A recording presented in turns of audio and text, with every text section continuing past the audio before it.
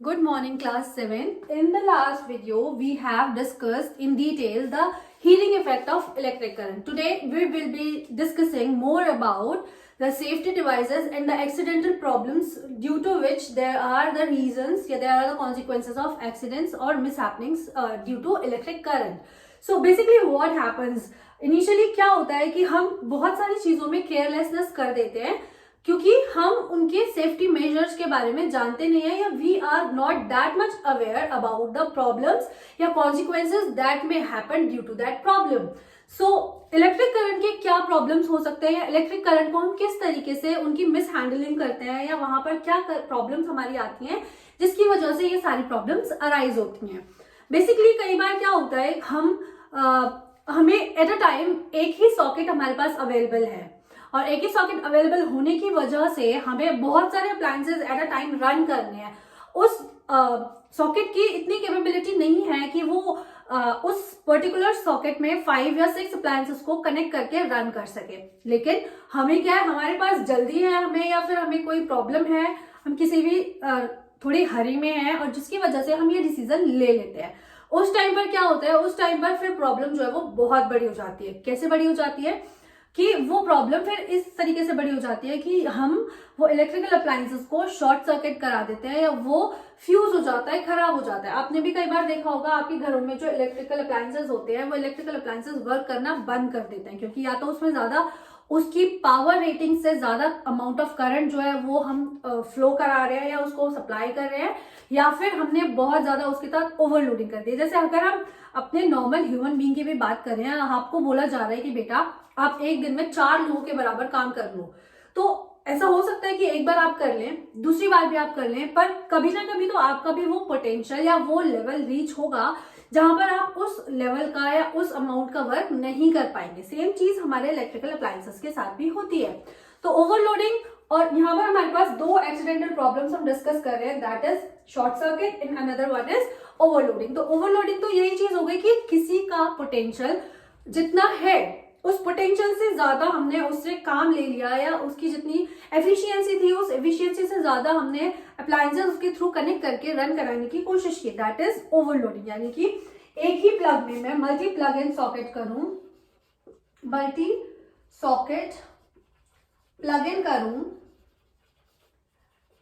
And मैं उसको 4 या 5 अप्लायंसेस एक साथ रन करने की कोशिश करूं, दैट इज नॉट पॉसिबल. तो उस केस में क्या होगा, ओवरलोडिंग होगी. ओवरलोडिंग होने की वजह से वो उस चीज का प्रेशर या वो उस चीज का लेवल नहीं बेयर कर पाएगा और वो फ्यूज हो जाएगा, वो वर्क करना बंद कर देगा. That is basically overloading.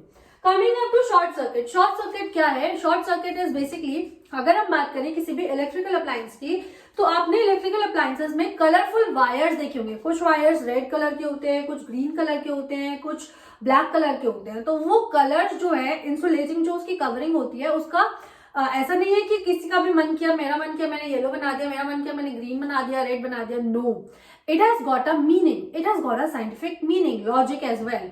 क्या लॉजिक होता है बेटा? हमारे पास 3 डिफरेंट वायर्स अवेलेबल होते हैं. One is live wire. Live wire मतलब जो हमारे पावर स्टेशन से जिसमें करंट आ रहा है, 220 वोल्ट्स ऑफ करंट जिसमें हमारा सप्लाई हो रहा है, ठीक है. सेकेंड इज हमारा neutral wire. Neutral wire is basically जो उस जो लेवल का करंट आ रहा है उसकी न्यूट्रलिटी को मेंटेन करने के लिए. And third is ground wire. Ground wire is for जो भी एक्स्ट्रा करंट आ रहा है उस एक्स्ट्रा करंट को वो अपने ग्राउंड में या अर्थ में एक्सट्रैक्ट कर लेता है और उसको वो सर्किट में या अप्लायंस में रन करने नहीं देता है या वहां पर अंदर एंटर होने नहीं देता है. तो यहाँ पर हमारी जो ये कलर कोडिंग है वो कुछ इस तरीके से है. Live wire is of red colour, ground wire is of green colour and neutral wire is of black colour, ठीक है.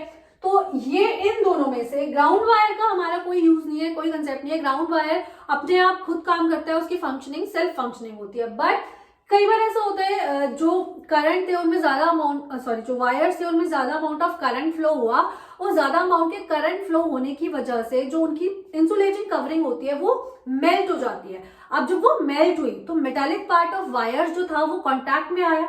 कॉन्टैक्ट में आने की वजह से क्या हुआ, वो दोनों कौन से wires, live wires and neutral wires, वो दोनों कॉन्टैक्ट में आते हैं, टच होते हैं.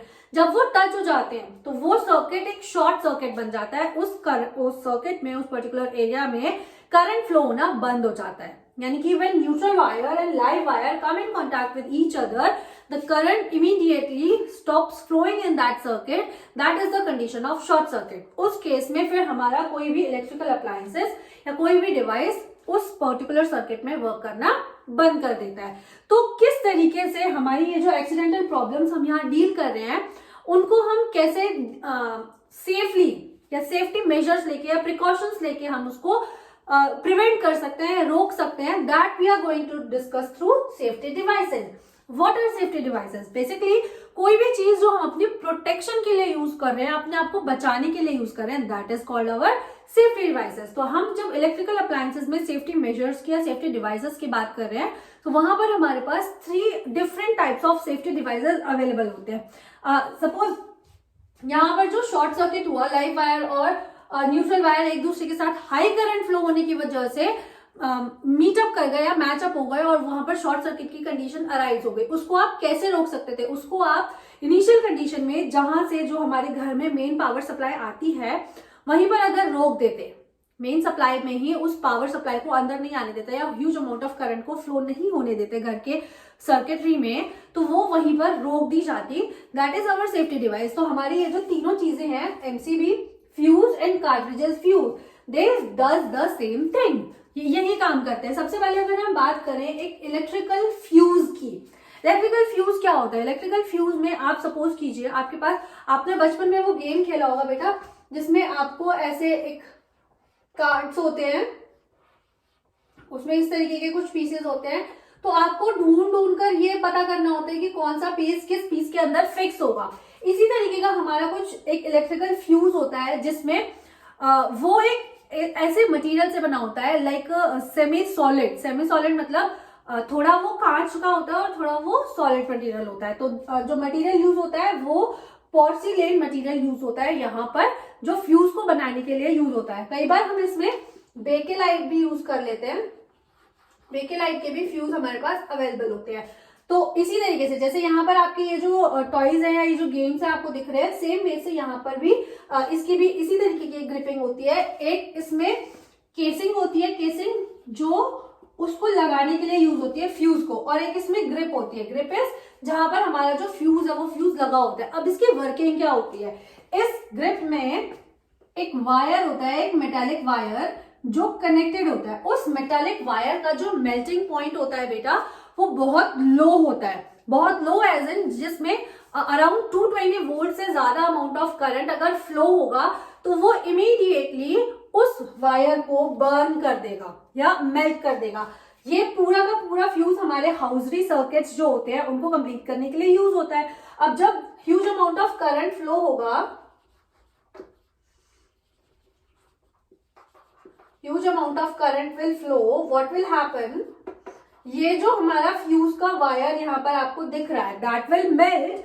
और अगर हमारे इलेक्ट्रिसिटी या इलेक्ट्रिक करंट का इंटेंसिटी काफी ज्यादा था, बहुत ज्यादा अमाउंट ऑफ करंट फ्लो हो रहा था सर्किट में, तो it will stop the current then and there only. उस वायर को मेल्ट कर देगा, सर्किट को ब्रेक कर देगा, शॉर्ट सर्किट वाली कंडीशन बेसिकली अराइज कर देगा। वहीं पर उस सर्किट को क्लोज करके और हमारी जो प्रॉब्लम थी या हम जो एक्सीडेंट या जो भी प्रॉब्लम फेस करने वाले थे उस प्रॉब्लम को वहीं पर स्टॉप कर देगा, एंड कर देगा। तो इस तरीके से हमारे जो फ्यूज है वो वर्क करते हैं, हमारे अप्लायंसेस को खराब होने से या हमारे अप्लायंसेस को बर्बाद होने से रोक सकते हैं। ठीक है, सेम वे से कार्ट्रिजेस फ्यूज होते हैं। ये जो इलेक्ट्रिकल फ्यूज होता है इसी का शॉर्टर वर्जन होता है कार्ट्रिजेस फ्यूज, जो एक सिलेंड्रिकल शेप का फ्यूज होता है और बेसिकली इसकी जो बॉडी होती है वो ग्लास बॉडी होती है। इस ग्लास बॉडी के अंदर भी एक इसी तरीके का ट्रांसपेरेंट मेटालिक वायर लगा होता है, जो उसका भी जो मेल्टिंग पॉइंट होता है वो काफी कम होता है। इसका भी सेम ही पर्पस होता है, बट दोनों में डिफरेंस ये है, इलेक्ट्रिकल फ्यूज जो हम यूज करते हैं वो हम हमारे हाउसरी सर्किट्स के लिए यूज करते हैं, घरों के सर्किट्स के लिए यूज करते हैं, लेकिन जो कार्ट्रिजेस फ्यूज है वो हम हमारे छोटे मोटे अप्लायंसेस के लिए, हमारे फ्रिज के लिए, हमारे टीवी के लिए या हमारे जो इन्वर्टर्स होते हैं उन सब डिवाइसेस के लिए यूज करते हैं। तो ये छोटे अप्लायंसेस के लिए या छोटे सर्किट्स के लिए हेल्पफुल होता है। अब अगर मैं ये चाहूं कि लाइक यहाँ पर भी मेरे को क्या हो रहा है, फ्यूज जल रहा है और हर बार वो वायर जो है वो बर्न हो रहा है, तो उस वायर की कॉस्टिंग को भी रिड्यूस करने के लिए हमने क्या किया था, हमने ये साइंटिस्ट ने बेसिकली एक और नया सेफ्टी डिवाइस या एक और नया सेफ्टी इंस्ट्रूमेंट डिस्कवर किया, दैट वाज एमसीबी। एमसीबी क्या होता है, एमसीबी एक सेम ही डिवाइस होता है, उसमें वो जो केसिंग है और जो ग्रिप है वो साथ में अटैच होते हैं। अटैच होने के साथ साथ उसमें एक नॉर्मल रेगुलर स्विच भी होता है। जैसे हमारे घरों में आपने देखा भी होगा, एसी ऑन करने के लिए, मोटर ऑन करने के लिए, फ्रिज ऑन करने के लिए हम अलग से स्विचेस एमसीबी कनेक्ट करके रखते हैं। उस एमसीबी का यही पर्पस होता है, आप उसमें एक स्विच होता है, आप उस स्विच को ऑन कर देंगे तो वो सर्किट ओपन हो जाएगा, वहां पर करंट फ्लो होना स्टार्ट हो जाएगा, और आप उसे डाउन कर देंगे तो वो सर्किट बंद हो जाएगा। तो ऐसे ही एमसीबी क्या करती है, जैसे फ्यूज में क्या हो रहा था बेटा, वो metallic wire was getting melted out, वो मेल्ट हो जा रहा था जिसकी वजह से सर्किट ब्रेक हो रहा था।